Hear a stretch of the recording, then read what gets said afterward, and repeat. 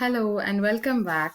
So today we're going to discuss on component diagrams and deployment diagrams. So first we'll discuss on what is component diagram. So component diagrams are different in terms of nature and behavior. Component diagrams are used to model the physical aspects of a system. Only the physical aspects of a system. That is why the name itself is kept as component diagram. So physical aspects are the elements such as executables, libraries, files, documents, etc. which reside in a node. They are used to visualize the organization and relationships among components in a system.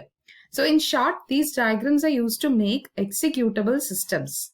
Okay, the purpose of component diagram is also different from all other diagrams discussed so far, right?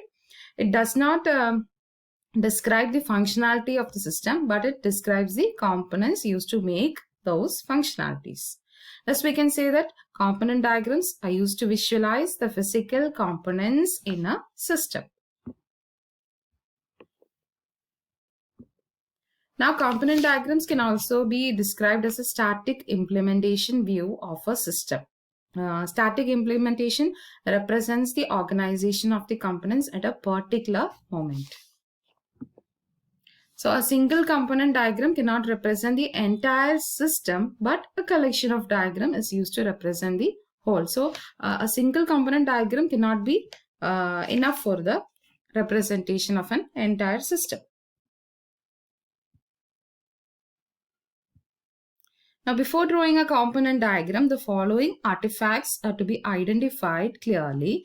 First is the files used in the system, then the libraries and other artifacts relevant to the application, and relationships among the artifacts. Okay. After identifying the artifacts, the following points need to be kept in mind. What is? Use a meaningful name to identify the component which the diagram is to be drawn. Okay, so we have to use a meaningful name for the identified components. Okay, next is to prepare a mental layout before producing the using tools.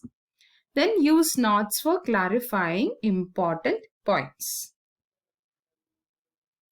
Now here it is a figure which shows the component diagram for order management system. Here the artifacts are files. See, we have so many Java files. These are the artifacts or components which we are being recognized in this order management system. The diagram shows the files in the application and their relationships. Here 4 files are identified, that is order.java, customer.java, special order.java and normal order.java, and their relationships also are being produced. So this is how we can draw a component diagram. Our next topic is deployment diagram. Now, deployment diagrams are used to visualize the topology of the physical components of a system where the software components are deployed. So we should know the hardware of the system and when we have to implement it in the software process. Okay. Now, deployment diagram consists of nodes and their relationships. So first of all, the term deployment itself describes the purpose of the system, right? So deployment diagrams are used for describing the hardware components where software components are deployed. So component diagrams and deployment diagrams are actually closely related.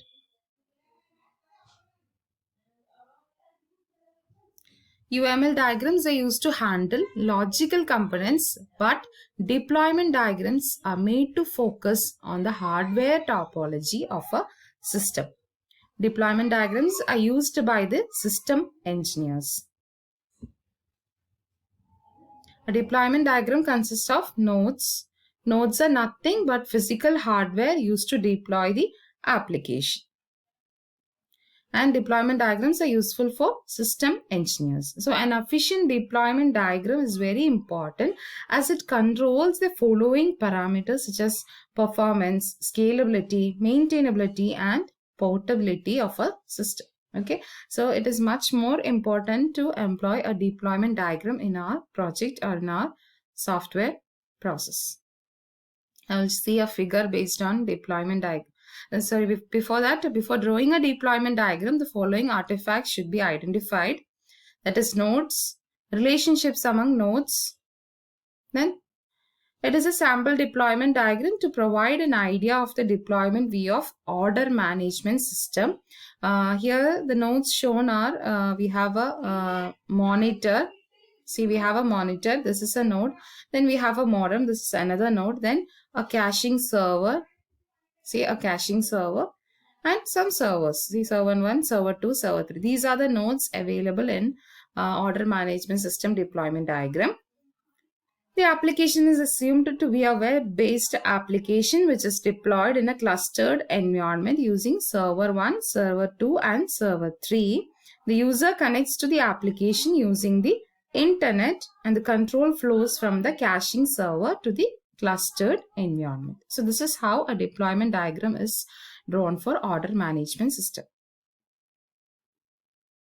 Now deployment diagrams can be used to model the hardware topology of a system and to model the embedded system, to model the hardware details for a client server system, to model the hardware details of a distributed application and for forward and reverse engineering. Thank you so much. Hope you understood today's topic.